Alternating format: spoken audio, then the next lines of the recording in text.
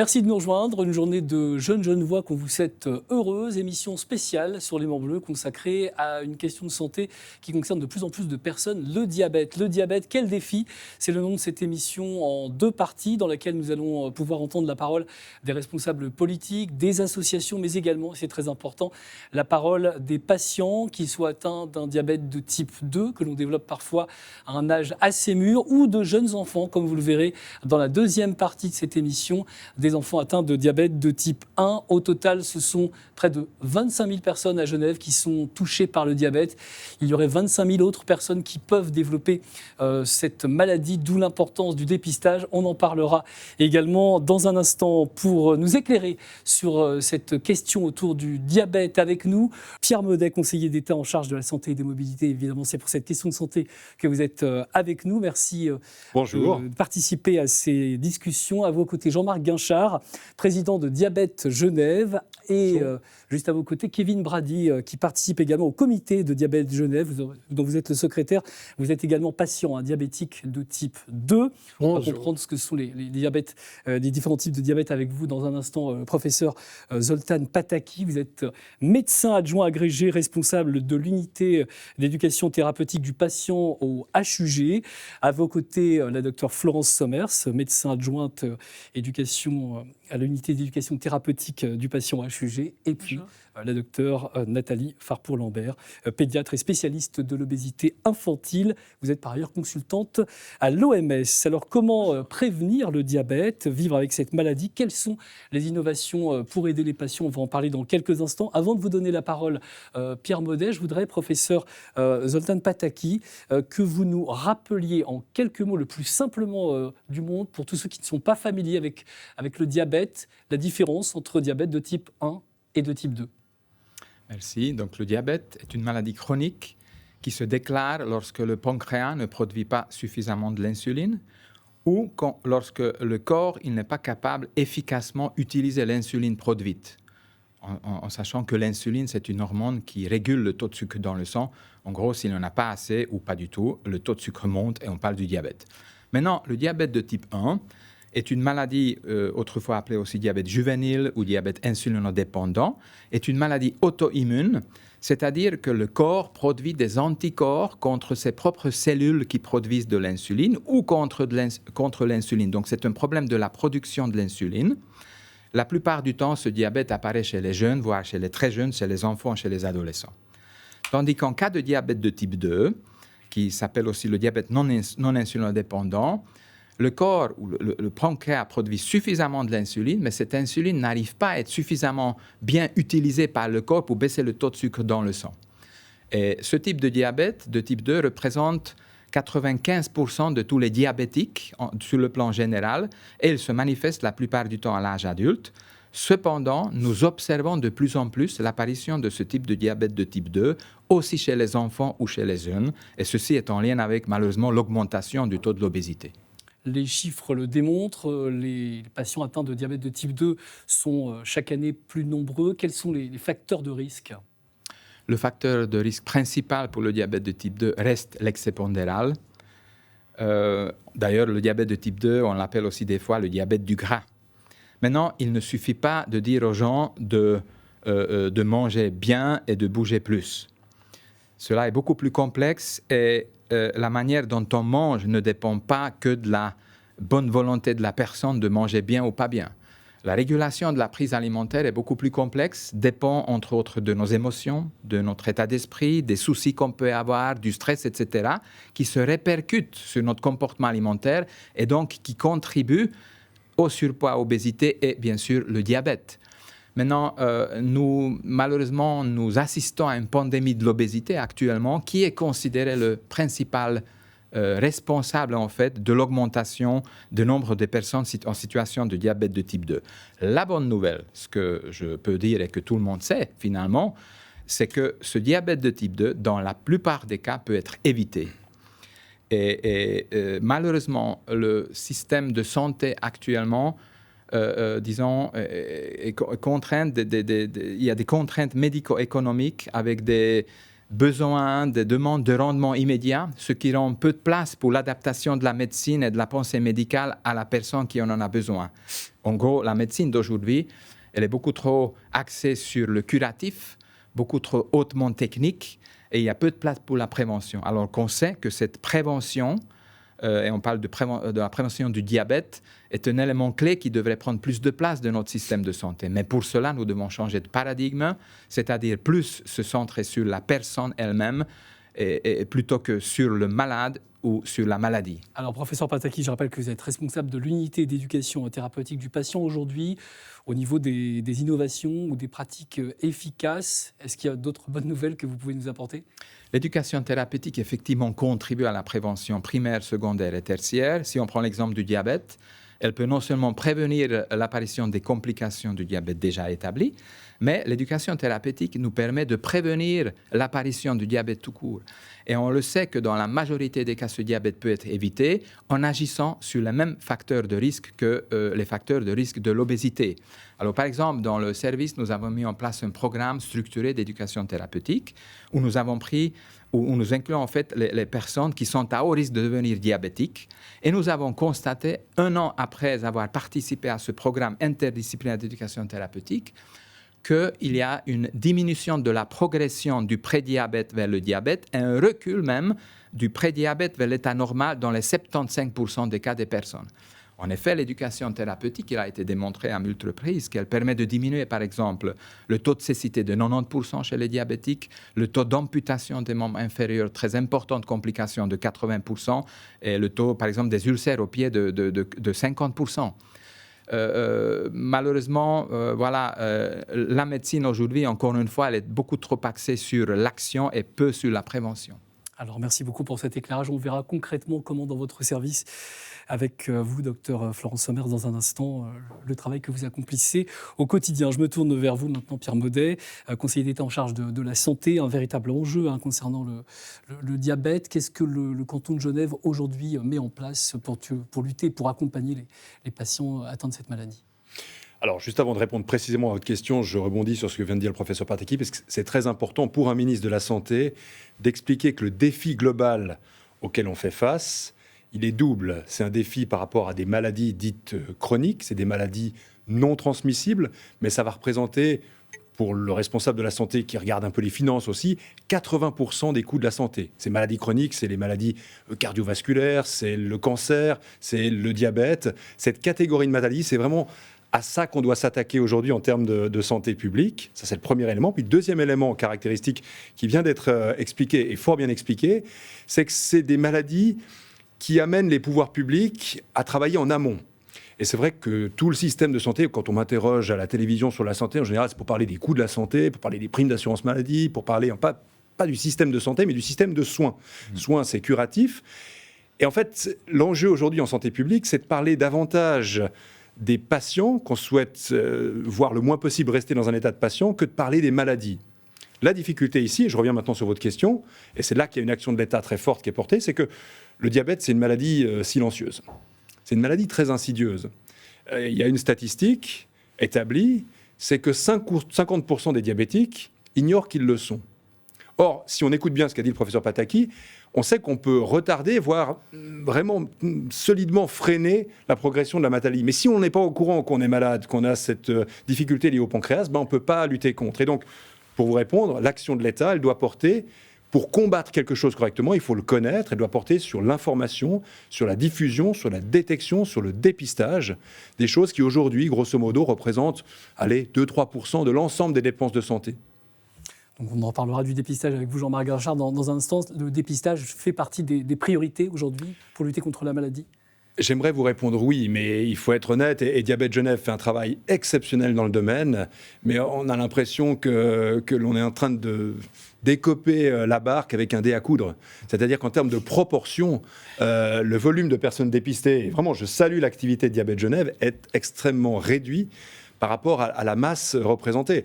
On va faire quelques calculs grosse maille, mais on dit qu'il faut multiplier par 4 le volume de prédiabétiques, c'est-à-dire de gens qui sont pas loin de passer le seuil du diabète reconnu officiellement. Vous avez dit tout à l'heure 25 000 diabétiques à Genève. C'est une statistique qu'on peut estimer correcte. à mon avis, elle est encore sous-estimée, fois 4, ça veut dire 100 000 personnes qu'il faudrait pouvoir toucher, sensibiliser, pas sous un angle moral, c'est important de le dire, mais sensibiliser au fait que le comportement personnel, la nutrition, et je rejoins le professeur, on n'est pas totalement libre de choisir ce qu'on mange aujourd'hui, on est conditionné, il y a des éléments de publicité, etc. L'environnement, c'est vrai que c'est une maladie chronique, comme toutes les maladies chroniques, qui fait appel à la santé mentale, aux dispositions dans lesquelles on est, mais si on ne peut même pas atteindre ces 100 000 personnes prédiabétiques, voyez la difficulté. Et donc, il faudrait aujourd'hui partir dans un développement de masse en termes de prévention.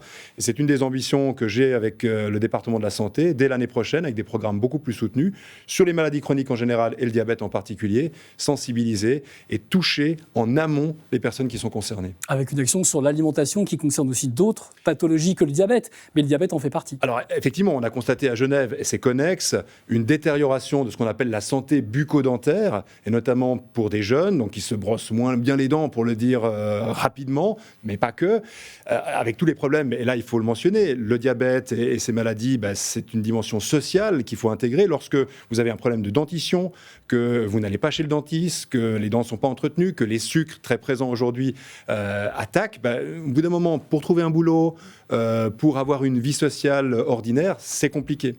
Et donc tout se tient. Un des projets sur lesquels on travaille avec le Grand Conseil, c'est un projet de financement de la prévention par une taxe au sucre, une logique où le but, c'est pas de punir le consommateur, mais c'est de sensibiliser le producteur notamment.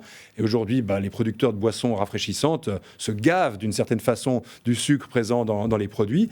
Donc vous voyez, il y a beaucoup de paramètres. Qui paye? Quel type d'activité? Pour quel type de patient potentiel, avec quand même, et j'insiste là-dessus, une préoccupation très forte en termes de santé publique, c'est les coûts que vont générer les maladies chroniques. Dans le cas du diabète, le professeur Pataki l'a mentionné, on a des amputations, avec tout ce que ça a comme conséquences sociales, comme absence de capacité de travailler, etc., etc. On a une mobilisation de soignants forte sur des patients qui, si on avait pu les prendre en amont, ne seraient pas devenus des patients. Il faut imaginer, aujourd'hui, on a des pénuries dans le domaine de la santé, médecins, infirmières, etc. Donc, il y a un enjeu majeur, une mobilisation totale, et c'est là-dessus que nous allons mettre le paquet ces prochaines années. Merci beaucoup Pierre Maudet. Vous soulignez le rôle du milieu associatif Diabète Genève qui nous a aidé à préparer cette table ronde représentée par Jean-Marc Guinchard, dont vous êtes le président. J'ai envie de vous dire bon anniversaire déjà, 70 ans. 70 ans cette année. Quelles sont les actions de Diabète Genève pour ceux qui ne vous connaissent pas encore? Alors les actions de Diabète Genève, le conseiller d'État Pierre Maudet l'a rappelé, en particulier les dépistages. Nous avons un dépistage 2 à 3 fois par année. Le prochain, d'ailleurs, c'est les 12, 13 et 14 septembre à Balexert, ce qui nous permet d'aller à la rencontre du plus grand nombre de personnes possible. Et c'est intéressant de voir que ces dépistages nous permettent toujours de découvrir des gens qui ignorent totalement, ça a été rappelé, qu'ils sont diabétiques ou même prédiabétiques. Et là, c'est pour nous l'occasion de sensibiliser ces personnes, de les conseiller. Et nous avons divers autres types d'actions vis-à-vis des personnes atteintes de diabète. Au sein de l'association, nous mettons à disposition du matériel. Nous vendons des produits, des médicaments meilleur marché que sur le marché normal. Nous organisons également, pour lutter contre la sédentarité, une marche chaque samedi, avec les gens qui se portent volontaires. C'est chaque fois 10 km. Ça leur permet de se défouler un peu, de se maintenir. On en parlera avec Lorraine Bouvier dans la deuxième partie de cette émission. Jean-Marc Guinchard, vous parliez du test de dépistage. Vous qui nous regardez, vous pouvez également avoir peut-être une indication pour savoir où vous vous situez par rapport au diabète. On trouve ça sur le site de Diabète Genève. Il y a un QR code qui s'affiche sur votre écran. Comme ça, vous accédez directement au site internet de Diabète Genève. C'est très simple. Il y a simplement cette question qui concerne plutôt votre profil, votre mode de vie. Et puis, il y a une note qui arrive. Ce sont des tests évidemment standards et établis qui permettent de savoir si on est plutôt une personne à risque ou non. On va laisser ce QR code affiché sur l'écran pour que vous puissiez faire le test tout en vous écoutant, Jean-Marc Guinchard. Enjeu de santé, mais tout ce que vous faites, en fait, ça dépasse le domaine strict de la santé. C'est aussi un enjeu sociétal. Alors, c'est aussi un enjeu sociétal et c'est un enjeu important pour convaincre les politiques. Qui sont peu sensibles, à part M. Maudet, en qui nous avons trouvé un interlocuteur vraiment proactif. Mais les politiques en général, que ce soit sur le plan national ou sur le plan cantonal, sont assez peu sensibles. Il suffit de voir leur réaction quand on parle de taxe au sucre. Le Grand Conseil genevois a réitéré reprises, envoyé des résolutions à Berne demandant l'institution d'une telle taxe. Eh bien, chaque fois, nous avons fait chou blanc parce que la grande distribution et les sucriers sont des lobbies très importants et très puissants. C'est le mur auquel vous vous heurtez encore aujourd'hui ? C'est le mur auquel on se heurte, c'est difficile. Je vous donne juste un exemple. Nous avions au Grand Conseil un texte qui demandait aux grandes surfaces d'éviter de mettre des sucreries aux caisses, à hauteur d'enfants, évidemment. Vous connaissez le principe. L'enfant veut prendre une sucrerie. Le parent, bien informé, lui dit non. Et puis tout à coup, c'est le scandale. Grande discussion à la caisse. Etc. C'est bien les caisses automatiques pour ça, alors. Absolument, avec tous les gens qui vous jugent et qui vous traitent de bourreaux d'enfants. Et lorsque nous avons auditionné les représentants des grandes surfaces, ils nous ont dit « mais vous savez, il faut bien qu'on vende ». Et c'est là que s'arrête le raisonnement. C'est la réponse que vous avez eue. C'est la réponse que choquant, nous avons eue, qui était extrêmement décevante. Je trouve ça à la limite du scandale. Parmi les actions de Diabète Genève, évidemment, tout l'accompagnement des patients, la parole du patient, c'est très important. Et on va pouvoir vous écouter, Kevin Brady. Alors, vous êtes secrétaire du comité de Diabète Genève. Et puis, par ailleurs, aussi atteint du diabète. Alors, c'est un diabète de type 2. Déjà, pour qu'on comprenne bien ce qui s'est passé dans votre vie, comment est-ce que vous avez appris que vous étiez atteint de cette maladie ? J'ai commencé à avoir les symptômes classiques, fatigue, abattement, forte sensation de soif. Et puis, besoin d'uriner souvent. Donc, Tous ces signes que vous venez de dénoncer, quand il y en a un ou plusieurs, il faut que ça soit comme une petite sonnette d'alarme quand même. On ne sait jamais. C'est sûr. Il y en a 8, en fait, qui sont affichés. Et puis, vous pourrez aller regarder ça sur notre site de nouveau. De Diabète Genève. Oui, donc comment, moi, c'est banal, arrivé à 56, 57 ans, je me sentais pas bien et j'avais un copain pharmacien. Il m'a donné un glucomètre. Donc, c'est un petit appareil qui vous permet de regarder votre glycémie avec une goutte de sang. C'est sur le doigt, comment ça fonctionne ? Oui, tout à fait. Oui. Et j'ai fait ça pendant une semaine. Et quand j'ai regardé sur Internet, j'ai vu que j'étais dans un état un peu catastrophique. Donc, j'ai été consulté un diabétologue. Et j'ai fini au Hugues. Et puis voilà, donc je suis rentré dans le mode malade chronique. Donc, pour dire ce que c'est à vie. Donc, ce n'est pas un problème ponctuel. Vous prenez un traitement et c'est fini. Le malade chronique, il est malade à vie. Donc, il doit vivre avec ça tous les jours. Alors, quel effet ça sur la journée ? Vous démarrez la journée avec des pilules. Et avant de vous coucher, vous prenez des pilules. Et c'est tous les jours. Et ça, c'est déjà un premier défi de faire face à ça, d'accepter le traitement et de suivre. Ce qui m'a aidé un peu, c'est que je suis violoniste d'origine et j'ai eu très peur quand j'ai su que ça touchait tout le système nerveux. Et j'avais peur de perdre la sensibilité dans les doigts. Donc ça m'a vraiment motivé à suivre le traitement d'une manière très assidue, parce que ce n'est pas évident, hein. La discipline de faire quelque chose, d'assurer qu'on a toujours les médicaments en stock, etc., etc. Donc, le diagnostic a été posé il y a combien de temps ? Il y a 8 ans. Il y a 8 ans. Ces 8 années, comment elles se sont écoulées ? Et aujourd'hui, vous diriez que vous vous situez où dans ce parcours ? Alors, auquel vous êtes confronté ? En ce qui concerne le diabète, là, je suis stabilisé. En fait, je suis très bas maintenant parce que j'ai la glycée à 5,6. Mais le problème, c'est toutes les complications d'avoir vécu avec le prédiabète pendant 10 ans avant. Toutes les complications ont créé d'autres problèmes. J'ai été opéré du cœur parce que j'avais un problème j'ai dû faire un pontage.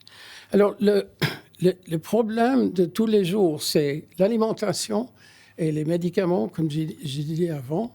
Et puis, un truc important, l'addiction au sucre, c'est différent de toutes les autres addictions parce que vous êtes obligé de manger.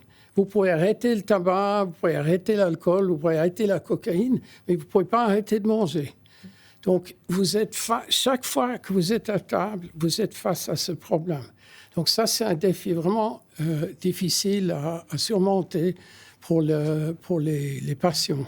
Merci beaucoup pour ce témoignage, Kevin. Ça rejoint ce que disait Pierre Maudet. En fait, c'est une maladie sournoise, sourde au début. Vous avez eu beaucoup de difficultés avant de pouvoir suivre la maladie et de pouvoir vivre avec. L'autre information que vous nous donniez également concernant votre vécu, c'est tout le côté de l'alimentation. Et c'est vrai que dans l'éducation thérapeutique du patient, docteur Florence Sommers, c'est vraiment crucial, toute cette éducation, parce qu'il faut y penser, comme le disait Kevin, à chaque fois qu'on est à table, quand on a une petite fringale. Donc effectivement, je crois que tous les interlocuteurs sont assez, ont nommé cette chronicité de la maladie.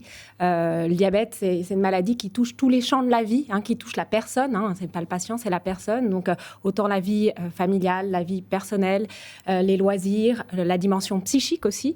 Donc finalement, se traiter, ça ne se réduit pas simplement à prendre un médicament ou à se surveiller sa glycémie. Voilà, Kevin a aussi évoqué la dimension alimentaire, du comportement alimentaire, l'hygiène de vie et tous ces changements comportementaux. C'est extrêmement complexe à mettre en place au long cours, à vie, comme ça a été précisé précédemment. Et c'est vrai que l'éducation thérapeutique du patient, c'est une pratique de soins qui permet cette approche biomédicale et psychosociale de la maladie, de façon à pouvoir cibler finalement les compétences que le patient doit développer pour mieux vivre avec la maladie.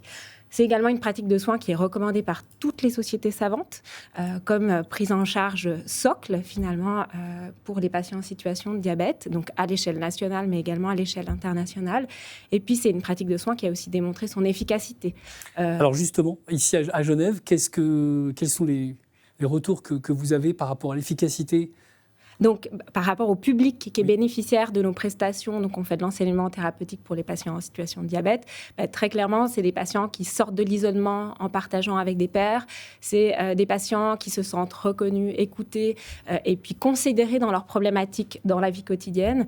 Et puis, c'est des patients qui améliorent leur qualité de vie, qui améliorent aussi leur capacité à prendre leur traitement, qui améliorent leur connaissance de la maladie, qui améliorent leur santé. Quelles sont les clés d'un bon programme d'éducation thérapeutique ? Donc, pour moi, il y a 3 clés à un bon programme ETP. C'est d'une part la dimension interdisciplinaire. C'est vrai qu'on est une unité où il y a différents professionnels impliqués. Donc, on a bien évidemment médecins, infirmières, diététiciennes, mais on a également des psychologues, on a des physiothérapeutes, des art-thérapeutes et un maître tai chi. Donc, c'est une grande équipe. Toute cette communauté ou professionnels de soins, c'est vraiment nécessaire d'avoir tout le monde c'est vraiment pour aborder autour du patient. Le patient comme une personne en allant travailler dans les différentes dimensions et ces professionnels avec le patient travaillent pour résoudre la situation. Il y a ça, puis le fait d'avoir une prise en charge personnalisée. Finalement, les problématiques, tous les patients en situation de diabète n'ont pas les mêmes problématiques et d'avoir une approche personnalisée, c'est également fondamental. Quand quelqu'un est diagnostiqué diabétique, il peut se tourner vers votre unité ? Tout à fait. Donc, on propose différents types d'enseignements et donc, on reçoit avec plaisir les personnes qui souhaitent apprendre à mieux gérer la maladie au quotidien et puis à mieux vivre avec.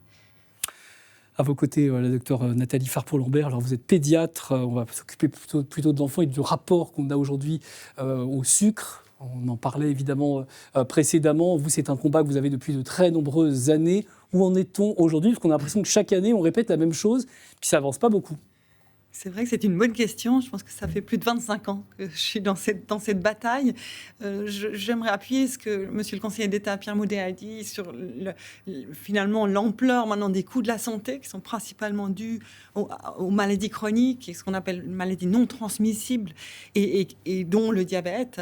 Et je pense qu'à l'heure actuelle, les intérêts économiques sont malheureusement ont beaucoup plus d'importance que les intérêts du côté de la santé. Alors en matière de politique publique au niveau national et puis aussi on travaille au niveau international, c'est améliorer la qualité nutritionnelle. C'est que les personnes puissent en fait acheter des produits de qualité. À l'heure actuelle, la majorité, pratiquement 80% des produits achetés dans les supermarchés contiennent du sucre ajouté. Étant donné que l'information sur le sucre ajouté n'est pas obligatoire ni en Suisse ni dans l'Union européenne, le consommateur ne sait pas en fait combien de sucre il y a dans le produit. Puis ça pose aussi... Ils ne sont pas forcément de l'alimentation sucrée. Non, ça peut être C'est des aussi dans des produits lasagnes, salés. pizzas, des sauces, des produits salés aussi. Et donc, ça ne permet pas aux consommateurs de faire le bon choix. Alors, il y a dans l'étiquetage, il y a quand même eu du développement, entre autres du Nutri-Score, qui a été reconnu comme le meilleur système d'information aux consommateurs au Ça a niveau apporté ses fruits quand mondial. même, vous diriez? Et puis, oui, avec des évidences scientifiques, malheureusement, eh bien, on voit que la Suisse est en train de faire un pas en arrière avec, entre autres, la Migros, eh bien, qui a décidé d'abandonner le Nutri-Score.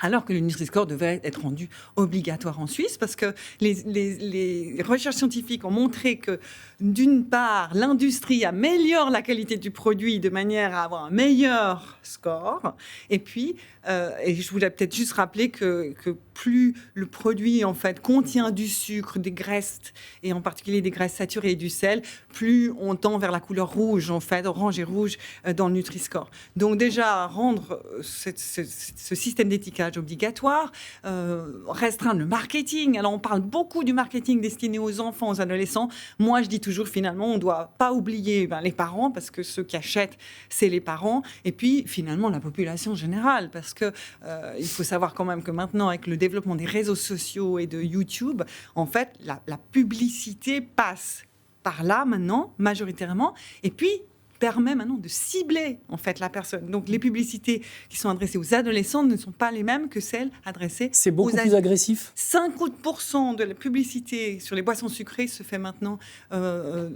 via les réseaux sociaux, et c'est un problème majeur. Et avec les algorithmes, les parents ne sont pas forcément au courant des publicités Voilà, qui tout à sont fait. vues par leur. Alors l'OMS leurs a mis en adolescents. place maintenant un système de monitoring, incluant les enfants et les adolescents qui participent, pour savoir exactement quelles sont les méthodes utilisées par l'industrie agroalimentaire.